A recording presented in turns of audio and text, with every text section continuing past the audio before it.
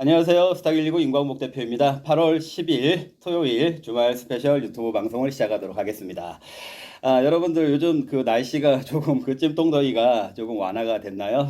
새벽이나 밤 늦게는 조금 나아진 것 같긴 하죠. 그러나 여전히 그 곰탕을 끓이는 것 같은 찜통 더위는 아직도 진행형. 그래도 이제 며칠만 버티고 나면 많이 나아지지 않을까 이렇게 기대가 됩니다. 곰탕 얘기를 하다 보니까 제가 100% 실화를 하나 여러분들께 먼저 말씀을 드려보겠습니다. 이건 정말 100% 실화고요.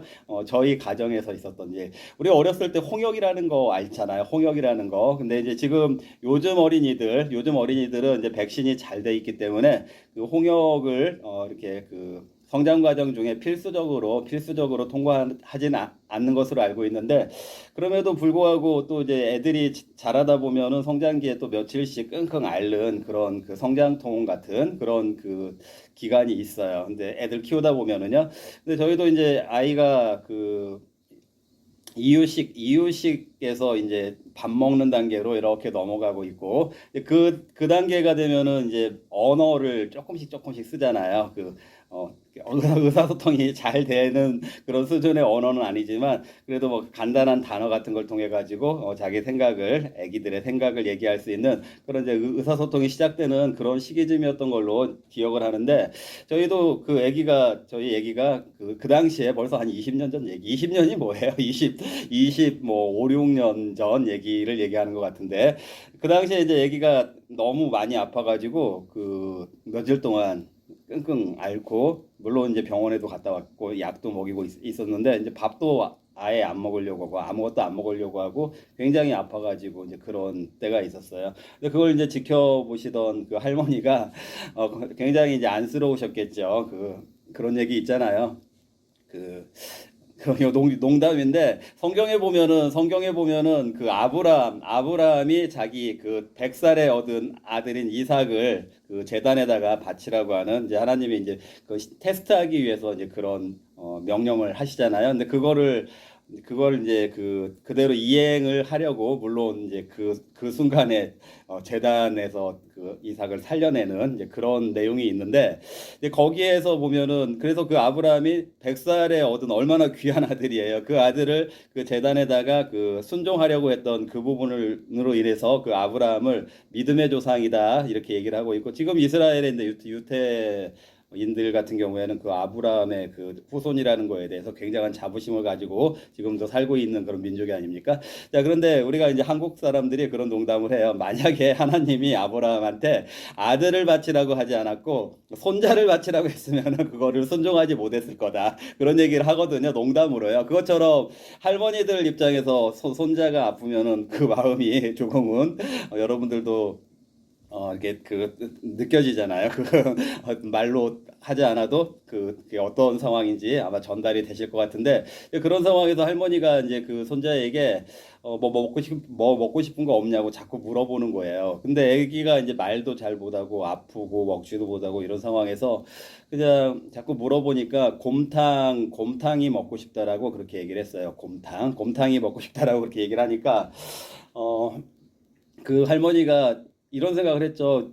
이제 뭐 이유식에서 이렇게 넘어가는 그런 단계 아기가 곰탕을 어디서 먹어보고 곰탕을 먹고 싶다고 하나, 그거에 대해서 좀 의아하긴 했는데, 그래도 그 손자가 먹고 싶다고 하니까 어떻게 하겠어요. 이제 정말로 시장에 가셔가지고, 전통시장 같은 데 가셔가지고 사고를 사가지고 오셔서 또 이제 핏물 빼시고, 또 그게 뭐 간단한 작업이 아니잖아요. 몇 시간씩 끓여야 되고 반복적으로 끓여야 되고. 근데 그거 일련의 과정을 하셔가지고 곰탕을 정말로 내놓으셨어요. 애기한테 내놓으면서 애기야 이제 먹고 싶다고 한 그 곰탕이니까 이제 먹어보라고 하면서 이렇게 숟가락으로 떠주니까 애기가 막 거부를 하는 거예요. 거부를 하면서 이거 아니다라고 얘기 자꾸 하는 거예요. 이거 아니다라고 얘기를 하니까 이거 아니야 하면서 우는 거죠. 그러니까 할머니가 곰탕 먹고 싶다고 하지 않았냐고. 그게 곰탕이야, 곰탕이야 이렇게 얘기하니까 아기가 이제 이거 아니야, 아니야 하면서 안 먹는데 나중에 알고 보니까 아기가 얘기했던 거는 이제 그 아기가 그거를 곰탕을 안 먹으려고 거부를 하니까 이제 계속 이렇게 추론을 해봤겠죠. 그럼 얘가 곰탕을 이 아니면 뭐를 먹고 싶다고 했던 거였나 이렇게 추론을 해보니까 며칠 전에 그 곰탕이 아닌 곰탕 그 면이라는 거 있잖아요. 라면 종류의 곰탕면이라는 거를 이렇게 뭐 가족들끼리 먹다가 이렇게 맛을 보게 했었나 봐요. 그러다 보니까 그게 이제 아기가 이제 그걸 처음 먹어보면서 맛있게 먹었는지 그게 이제 기억이 났는지 곰탕이라고 이제 아기들은 그 단어를 정확하게 다 표현을 못하니까 곰탕 이렇게 한 거를 할머니는 이제 정말 곰탕으로 알아들으시고 정말 큰일을 치르신 거잖아요. 정말 간단하게 곰탕면 하나 끓여냈으면 되는 거를 큰일을 치러내는 그런 실화가 있습니다. 실제적으로 저희 집에서 겪었던 실화인데 이 말씀을 왜 드리냐면은요, 우리 그 지난주죠. 이제 오늘 토요일이니까 이번 주라고도 할 수 있지만, 월요일 날 정말 큰일을 겪지 않았습니까? 일본 증시가 뭐 하루에 12%, 우리 한국 증시 뭐 10%, 12%, 삼성전자가 10% 폭락하고, 자, 이런 일이, 그리고 더군다나 그게, 월요일 날만 벌어진 게 아니라 그 전주 금요일 날도 상당히 꽤 많은 하락이 있었는데, 예상 밖에 막 그런 폭락이 나오는 그런 사태, 그리고 이게 뭐 정말 87년도 블랙 먼데이에서 그런 보던 수준의 폭락이었다. 막 이렇게 큰 일을 치른 거잖아요. 정말 큰 일을 치르고 이제 그런 이제 초유의 사태가 이제 벌어졌는데 이제 그때 아마도 이제 제가 지금 곰탕하고 곰탕면을 좀 비교를 해가지고 말씀을 드리는 것이에요.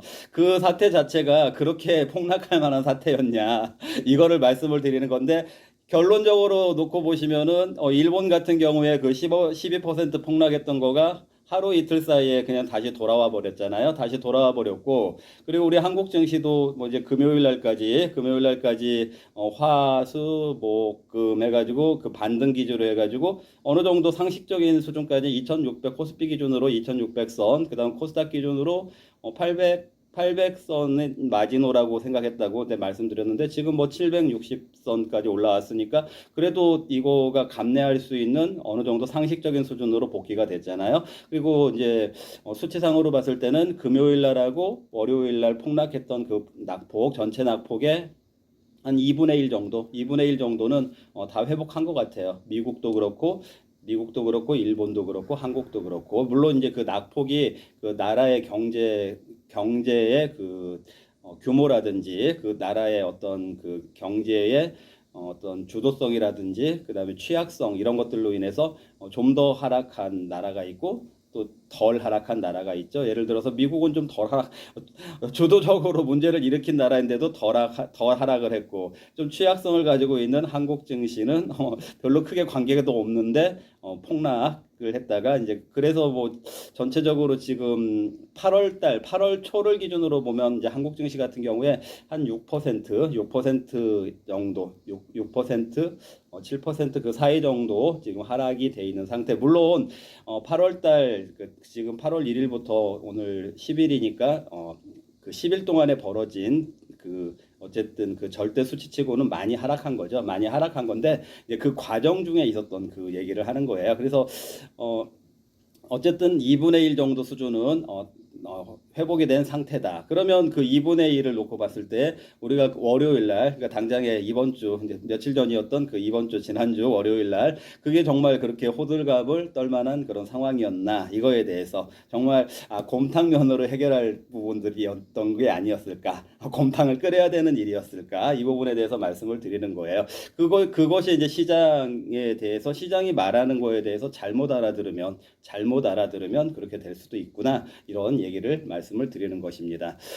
보통 이렇게 증시가 그 폭락이라고 하는 그런 것들이 공공연하게 나타나죠. 뭐 증시가 매일같이 매달같이 매년같이 그게 폭락을 한다라고 하면 지난 월요일 날 있었던 것처럼 그럼 누가 증시를 하겠습니까? 못 하겠죠. 두려워서도 저 같아서도 엄두가 안 나니까 할 수가 없을 것 같은데 이제 그런 일들이 그렇게 빈번하진 않지만 그래도 몇 년에 한 번씩, 몇십 년에 한 번씩, 뭐 가깝게는 그 코로나 때도 그런 비슷한 상황을 목도를 했던 적이 있었었고, 또 그 전에는 뭐 미중 갈등 이런 게 있었었고, 또 더 가깝게는 어, 그때 우크라이나 전쟁 발생했을 때 그 부분도 조금은 좀 그저 며칠 전에 우리가 경험한 그런 정도의 폭락은 아니었지만, 그리고 그 단기 폭락은 아니었지만 또 어쨌든 하락장을 경험한 적이 있죠. 물론 이제 그 더 거슬러 올라가면은 유럽발 금융위기도 있고, 그다음에 그 리먼 사태라고 불려지는 서브프라임 모기지 그 글로벌 금융위기도 있고, 또 더 거슬러 올라가면 IMF도 있고요. 자, 그런데 이제 제가 그 주중에 방송에서도 말씀드렸지만, 그런 굵직굵직한 그 폭락 장세가 있을 때마다 항상 그 이면에는 파생 시장이 연계가 돼 있었다. 환율 쪽에서 요동이 치기도 했었었고, 또 채권 시장에서 요동이 치기도 했었었고, 때로는 원유 시장에서 요동이 치기도 했었었고, 그런 파생 시장 구조와 그 이해 구도와 그리고 투기 세력, 그리고 헤지 펀드들하고 분명히 관계가 돼 있다라는 거는 그거를 뭐 음모론이 아니고요. 어느 정도 그 과학적으로 예상할 수 있는, 충분히 어떤 그 합리적으로 추정할 수 있는 그런 부분이 맞습니다. 여러분들이 잘 몰라서 그렇고, 또 그런 부분에 대해서 자세하게 그걸 드러내놓고 어떤 시황에서 반영을 하는 그런 시황관이라든지 뉴스라든지 분석이라든지 이런 것들이 생소하기 때문에 여러분들이 그런 거에 대해서 일반적으로 잘 이해를 못하고 있을 뿐이죠. 자, 그런데 이번 같은 경우에는 그러면 뭐 원유 아니 환율, 원유, 뭐 그 채권, 금리 뭐 이런 게 별로 요동치지 않았잖아요.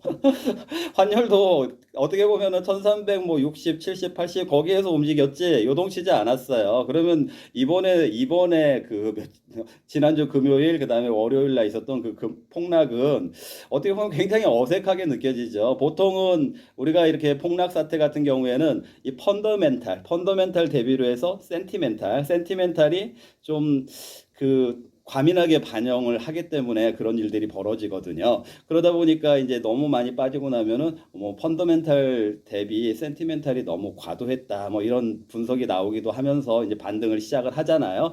그런 부분도 그런 구조로 이렇게 움직이게 되는데, 이제 그런 구조라면은 가장 민감하게 작용하는 것이, 특히 우리 한국 같은 경우에 가장 민감하게 작용하는 것이 무엇입니까? 환율이잖아요. 원달러 환율. 왜냐면 우리나라 좀 취약하니까. 이제 그렇게 되면은 안전자산을 선호하게 되니까, 안전자산 뭐 원화하고 대비되는 안전자산은 달러, 이런 부분이니까 그 환율 시장이 요동을 치고 뭐 1,500, 뭐 이번 같은 경우에는 만약에 뭐 1,500원 올라갔다, 뭐 1,500원대로 올라갔다, 한 원달러 환율이요. 그렇다라고 하면은 이게 정말 그 센티멘탈적으로 그 공포를 느꼈구나, 이렇게 해석을 할 수도 있는 부분이 있는데, 환율이나 이런 쪽에서 그렇게 요동치지 않았어요. 그렇다면은 이번에는 정말 어떻게 보면은 그 펀더멘탈 대비 센티멘탈 이런 그런 분석이라든지 기존의 그 폭락 장세의 그런 패턴하고는 조금 그 거리가 있는 폭락 장세가 아니었었나, 이렇게 생각이 된다라는 부분을 말씀드리는 거고요. 그 한 7월 말 정도 해서, 그때 이제 우리 한국 증시 기준으로 따지면은 7월 11일 날 거의 코스피가 2,900선 가까이 접근을 했었었고, 이제 그때부터 이제 조정이 왔죠. 조정이 왔는데, 그 이제 7월 그 중후반 정도에 그런 조정 분위기 속에서 이런 말씀을 드린 적이 있어요. 제가요. 요즘 이상하다. 좀 이상하다. 좀 어떻게 보면은 호재라고 볼 수 있는 부분들을 좀 악재로 자꾸 해석을 하는 그런 분위기가 있다라는 거 말씀드렸잖아요. 그러면서 제가 좀 촌스러운 표현이긴 하지만, 코에 걸면 코걸이, 귀에 걸면 귀걸이, 이런 얘기도 자주 썼었고, 근데 그때 대표적인 것들이 그 AI 그 매그니피센트 세븐 종목 중에서 그 알파벳 구글 있죠. 구글 관련해서 실적이 굉장히 좋게 나왔어요. 실적이 괜찮은데, 그때 카펙스라고 한다고 했죠. 자본 지출을 뭐 앞으로도 투자를 많이 할 전망이다. 이거를 상황에 따라서는 산업이 좋으니까 투자를 많이 한다, 이렇게 해석할 수 있는 부분, 충분히 그렇게 해석을 해도 되는데, 갑작스럽게 그 모도가 바뀌면서 앞으로도 AI에 투자가 많이 들어간대, 뭐 이렇게 부정적으로 해석을 했잖아요. 근데 이제 그런 부정적인 해석이 만약에 그 구글 알파벳의 실적이 생각보다 안 좋고, 뭐 시장 예상치보다 안 좋게 나오고 또는 적자가 나오고, 이런 상태에서 투자는 계속 해야 된다, 그러면 주가가 반토막이 내도 난다고 하더라도 할 말이 없죠. 그동안에 낀 거품이 얼마인지 우리가 이제 알고 있으니까. 그런데 그런 상황이 아니었잖아요. 실적이 시장 기대치보다도 좋게 나왔어요. 매출, 뭐 영업이익, 순이익. 그런데 다만 그걸 자본적 지출을 앞으로도 지금 유지했던 것처럼 추가적으로도 유지한다 이렇게 하니까 갑작스럽게 그게 호재로 볼 수도 있는 충분한 앞으로도 그 AI 쪽 그 생태계의 전망이 밝기 때문에 과감하게 투자를 유지한다 이렇게 뭘 해석할 수도 있는데 그거를 악재로 해석을 하기 시작했잖아요 시장에서요. 그걸 봤을 때 제가 뭐라고 말씀드리냐면은 좀 분위기가 좀 왠지 의도적으로 좀그 안 좋은 분위기로 몰고 가려고 하는 그런 느낌이 느껴진다 이런 말씀을 드렸었죠. 자, 그리고 나서 이제 뭐 8월 달 들어가지고 갑자기 그 실업 지표 이제 그 실업률 그 지표가 좀 안 좋게 나왔다 이렇게 나왔잖아요. 그 PMI 지표하고요. PMI 지표하고 그게 이제 안 좋게 나온 건 맞아요. 악화가 된 건 맞는데 문제는 그 경우에 따라서는 그 PMI가 안 좋게 나오고 실업률이 이렇게 안 좋게 나오니까 금리 인하가 더 좀 금리 인하의 보폭이 이제 0.25 25bp가 아닌 뭐 예를 들어서 75bp 우리 2000 지금 24년 연내까지 75bp 자이언트 스텝으로 갈 수 있는 여지도 생겼구나 이렇게 호재로 반영할 수도 있었어요. 같은 내용이라고 하더라도 그런데 그거를 갑자기 뭐 경기 침체라는 그런 그 레토릭을 썼잖아요. 그런 이제 레토릭을 쓰면서 갑자기 뭐 시장을 굉장히 부정적으로 어떻게 침체가 갑자기 그 PMI 한 번, 그 다음에 실업률 한 번으로 그리고 더군다나 그 일주일 전에는 GDP가 좋게 나왔다고 해서 미국이요. GDP가 좋게 나왔다고 해서 골디락스라는 말들을 월가에서 썼잖아요. 제가 쓴 게 아니라 저는 예전부터 썼고 월가에서 실제적으로 미국 경기 골디락스라 이렇게 썼던 사람들이 일주일 만에 갑자기 경기 침체 이렇게 얘기를 하기 시작하니까 이게 좀 여러분들은 이상하지 않았나요? 자연스러웠나요? 저는 굉장히 이상하게 느껴졌고, 뭔가 인위적이다. 이거 시장을 좀 안 좋게 막 부정적으로 몰고 가려고 하는 그런 느낌이 좀 있다. 이런 생각을 좀 했었어요. 그리고 또 더군다나 이제 7월 31일 날 그 FOMC, 이제 미국의 FOMC가 이제 그 12개월 다 있는 게 아니라고 했잖아요. 8번인가 있어요. 8번인가 있는데, 이제 7월 달 FOMC가 7월 말일쯤에 있고 이제 8월 달은 대신에 아예 FOMC가 없고 이제 9월 달에 열린다고 했잖아요. 그러니까 7월 마지막 FOMC에서 나오는 그 메시지가 좀 중요하죠. 이제 8월 달은 공백 상태, 9월에. 그런데 이제 그런 두 가지 얘기가 나왔어요. 뭐냐면은 7월 달에 금리 인하를 하냐 안 하냐를 가지고 팽팽하게 그 위원들이 표결을 했다라는 거예요. 그런데 진짜 한 표 차이, 과반수 한 표 차이로 해가지고 이번에는 7월 달에 동결을 했다 그렇게 얘기했고 그 얘기가 나왔고 그 얘기는 어쨌든 굉장히 그 금리 인하에 대해서 굉장히 이제 접근한 상태라는 거잖아요. 7월 달에도 할까 말까 이거를 고민했다라는 얘기는 그렇게 하면서 이제 9월 달에는 금리 인하 할 거다라는 그런 얘기를 파월 입을 통해서 실제적으로 했고 자 그런 얘기가 나왔으면은 그 역시도 호재로 받아들일 수가 있잖아요. 그렇죠? 그런데 이제 그거를 또 첫날을 호재로 받아들였다가 둘째 날부터는 뭐 그 파월이 실기를 했다라든지 아니면은 뭐 이제 좀 그게 이제 그 금리 인하가 너무 이렇게 늦어지면서 오히려 경기 침체가 온다라든지 좀 어거지스러운 막 그런 논평들 같은 게 나오면서 월가에서 이제 주가를 막 폭락시키기 시작한 거잖아요.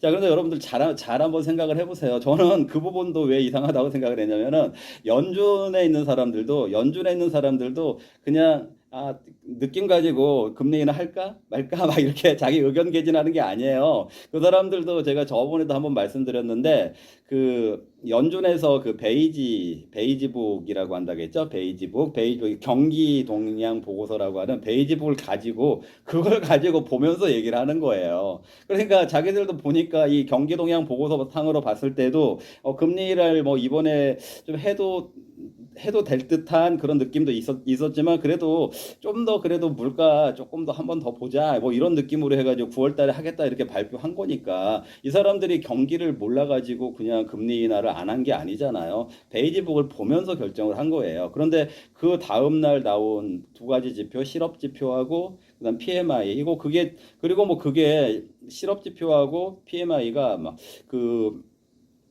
안 좋게 나온 거가 막 갑자기 막 기울기가 확 가파라지게 되면서 급락하듯이 안 좋게 나와졌다라고 하면 충격으로 다가오니까 증시가 요동을 칠 수가 있는데 그 정도 수준으로 안 좋게 나온 것도 기본적으로 아니었고 또 더 웃긴 거는 더 웃기다는 말씀을 제가 왜 드리냐면요. 이제 고용 지표가 지난주 이번 주에 발표가 됐잖아요. 고용 지표는 또 좋게 나왔어요. 그러면 지표가 실업 지표하고 고용 지표하고 그 사이에 일주일 정도밖에 차이가 없는데 그 지표가 그렇게 들쑥달쑥하는 걸 가지고 막 경기 침체가 온다 이런 분위기를 몰고 갔다라는 거가 저는 조금 굉장히 좀그 오히려 그 아티피셜이라는 단어를 써볼게요. 아까 펀더멘탈, 센티멘탈 이 구도라고 말씀드렸잖아요. 근데 아티피셜 좀 인위적이었다. 인위적이었던 것 같다. 자, 그게 이제 결과적으로 센티멘탈로 연결된 게 아니고 자 펀더멘탈에 대한 의구심이 센티멘탈로 연결되는 그런 기존의 폭락 장세의 그런 패턴에서 아티피셜한 그런 그 분위기 유도로 인해서 이번에 그러다 보니까 환율이나 이런 거시 변수들은 별 움직임 없었어요. 뭐 엔캐리드에 대한 약간의 우려 정도만 나왔지. 별 움직임이 없는 그런 상태에서는 그런데 오히려 주가는 굉장히 급락을 했죠. 그 센티멘탈이 위협받은 센티멘탈의 그런 그 과민성 이상으로 그런 과민성이 없었음에도 불구하고 주가는 그 이상으로 폭락을 했잖아요. 자, 그래서 그 폭락을 저는 미케니칼이라는 단어를 한번 써보고 싶어요. 미케니칼. 여러분들 미케닉이라는 단어 아시죠? 메커니즘하고 관련된 단어, 그 기계적이다 이런 미케니칼이라는 그 단어를 쓰고 싶은데 이번에 아티피셜 굉장히 인위적인 공포 그 인위적인 그런 좀 뭔가 어색한 공포감 전달이 센티멘탈로 전달된 것 같지는 않고 그냥 기계적으로 그 하락을 유도한 것 같다. 자, 물론 이 기계적이든 센티멘탈이든 둘 다 그 폭락을 통해서 이익을 취하는 세력은 하방 세력, 그 헤지펀드 세력, 단기 하방을 유도한 세력이 분명히 있는 건 맞고요. 자, 그게 이제 특히 최근에 그 AI라든지 엔비디아라든지 매그니피센트 세븐 종목들이 제가 그런 말씀 드렸잖아요. 주식 옵션들 그게 많이 활성화가 됐다. 그래서 한국에 있는 서학개미들도 뭐 키움이나 이런 데 통해 가지고 그리고 그 대체 거래 그 얼터너티브 막 저기 그 익스체인지 그 미국도 대체 거래소가 있거든요. 그런데 통해 가지고 자꾸 이제 그런 그 한국에서만 하더라도 얼마 전에 막 그 전산 마비 사태 미국이 한국에서 주문이 안 들어가고 이랬잖아요. 며칠 전에요. 그런 게 그 한국 현상만이 아닐 거 아니겠어요. 전 세계의 글로벌 그런 그 참여자들이 있겠죠. 자, 이런 걸 우리가 이제 추정을 해봤을 때 그런 그 주식 옵션들의 그런 과도한 그 상승 베팅으로 인해서 이번에 그 필라델피아 반도체 지수 중심 그리고 매그니피센트 세븐 중심으로 해서 폭락 장세가 만들어진 것을 같다. 이거를 충분히 저는 예상을 했고 예측을 했고 미리 예상을 그런 것 같다라고 말씀드렸고 그렇기 때문에 그거를 잘 활용을 해야 된다. 그래서 저는 그 말씀 드렸잖아요. 이게 뭐 센티멘탈의 문제든 미케니컬의 문제든 어쨌든 나오는 거는 반대 매매로 나오게 될 거다.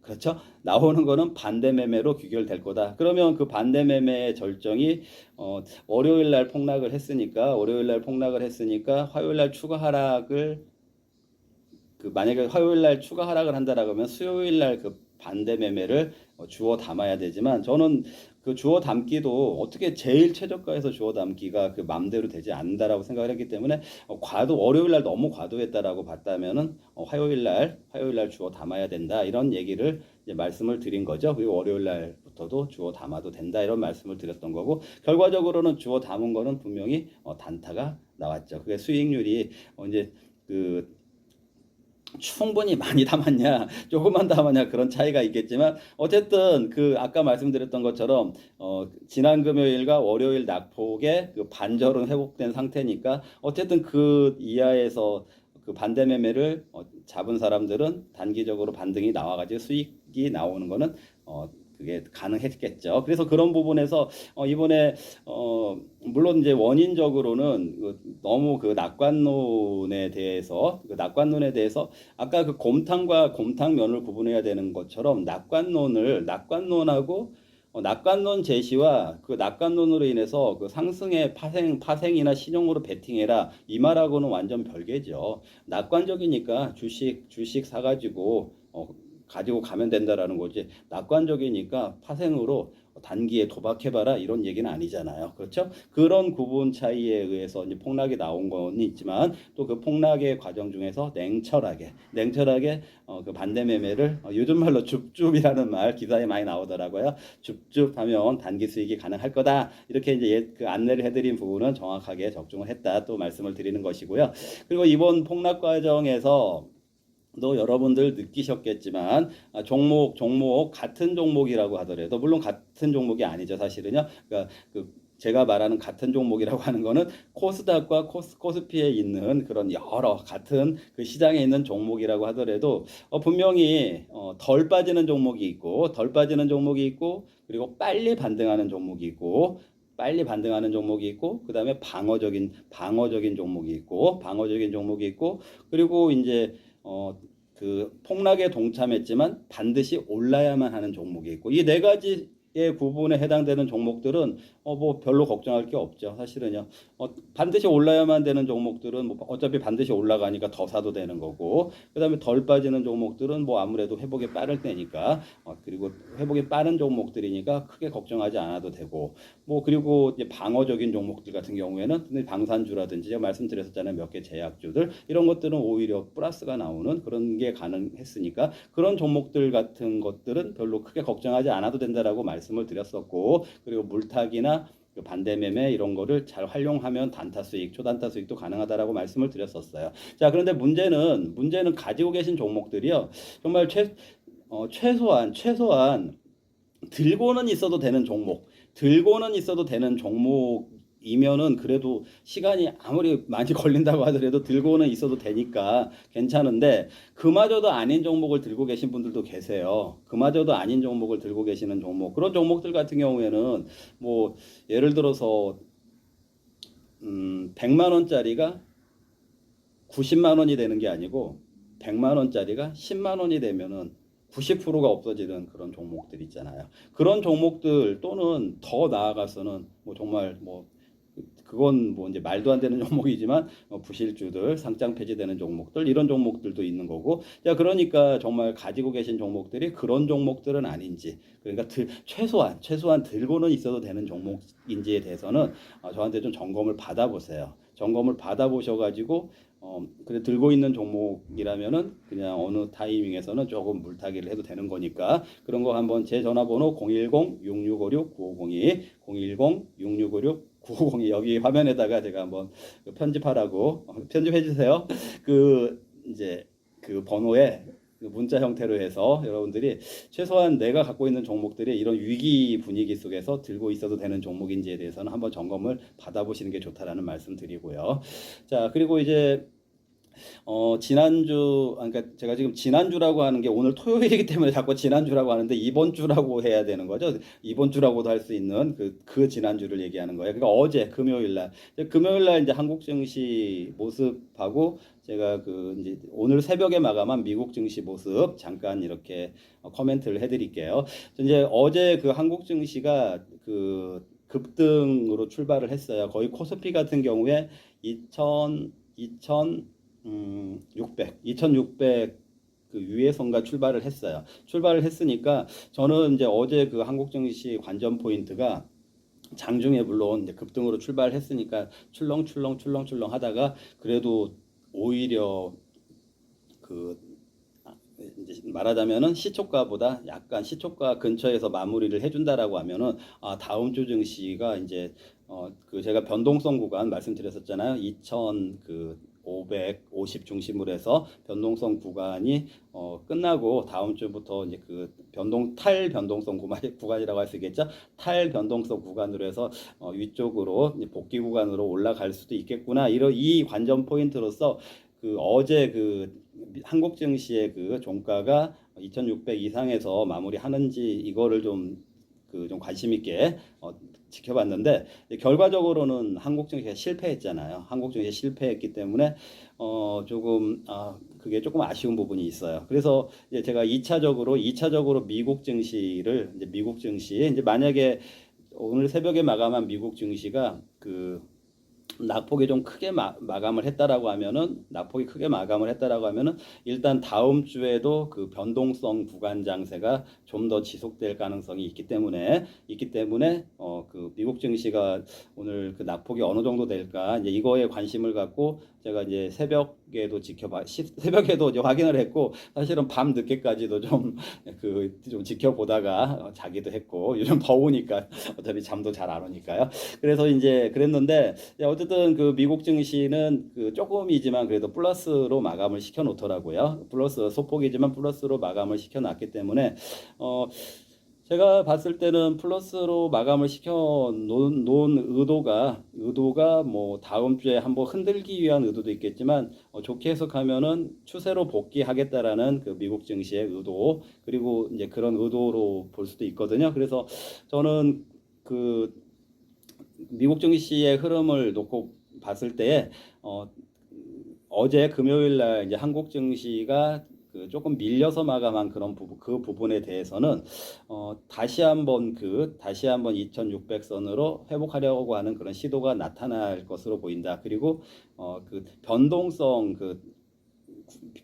구간의 그 변동폭보다는 그렇게 그 변동폭은 많이 완화가 될 것으로 보인다. 다음 주에. 그러니까 다음 주에는 그렇게 급하게 많이 흔드는 그런 시장으로 보이진 않고 꾸준하게 우리가 이제 완전하게 추세 복귀라고 말하려면은 2,700선 그 위로 올라가야 된다라고 제가 말씀드렸었잖아요. 그 방향을 위해서 이제 어떻게 보면은 저점을 높여가는 고점도 조금씩 높여가는 그런 흐름이 나올 것으로 예상을 하고 있다. 이렇게 시장 다음 주 초의 시장 전망을 이렇게 해드리고요. 그리고 이제 아울러서 이번에 그 미국의 그 경기 침체 논란 이거 관련해서 제가 가끔 언급해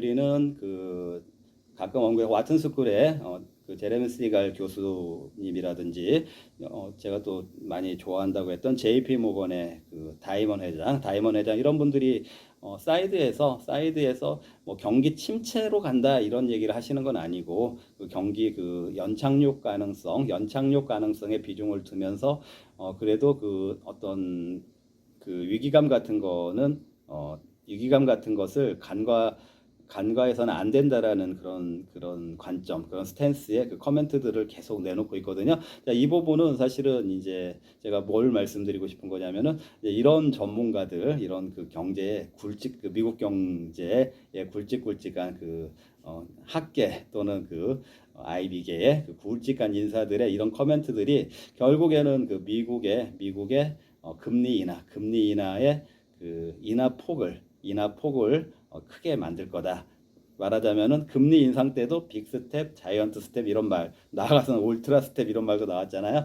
그래서 그런 전문가들이 이제 사이드에서 그런 논평들을 해줌으로 인해서 9월 달에 금리 인하의 그 폭이 좀 빅스텝 이상 0.5, 50bp죠. 그 이상의 움직임으로 갈 가능성이 높아졌다. 이런 부분들은 시장에 대해서 긍정적인 요소다.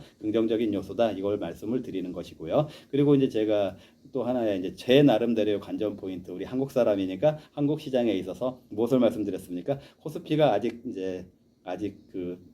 오늘이 8월 10일이니까 지난주까지는 8월 초였으니까 코스피 그 8월 달 월봉의 모양이 의외로 8월 31일 이렇게 후반으로 갔을 때 쭉 꼬리가 길어지면서 거의 보합이라든지 아니면 살짝 플러스 형태로 마감을 할 수도 있는 거다. 그렇게 되면은 오히려 9월 달부터는 굉장히 강한 장세로 갈 가능성도 저는 제가 농담처럼 로또 확률보다 높다라고 말씀드렸는데 로또 확률보다 훨씬 높고요. 그 확률도 지금 지난주에 그 2분의 1 정도 회복하는 그 장세를 봤을 때는 뭐 한 70% 이상의 확률은 된다라고 보니까 여러분들 시장 좀 긍정적으로 봐도 된다라는 말씀을 드리되 제가 항상 강조하지만 저의 이 긍정적인 뷰를 믿으시고 참고만 하셔야 되는데 믿으시고 파생 상방, 단기 도박 그런 거 하시는 분들, 그 다음에 자기 돈도 가지고 하지 않고 뭐 주식 담보에 또 담보 막 이런 식으로 해가지고 그거 다 파악된다고 했죠.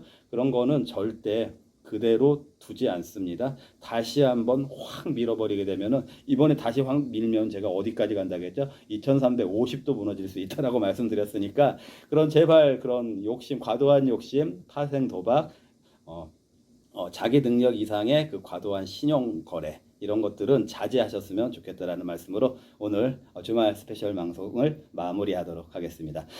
아직까지는 더운 날씨, 사실은 화면에 잘 모르시겠지만 저 지금 굉장히 더운 상태에서요. 더운 상태에서 지금 차 보면서 오늘 방송을 진행을 했습니다. 시원한 휴일 주말 보내시기 바라고요. 다음 주에 다시 뵙도록 하겠습니다. 감사합니다.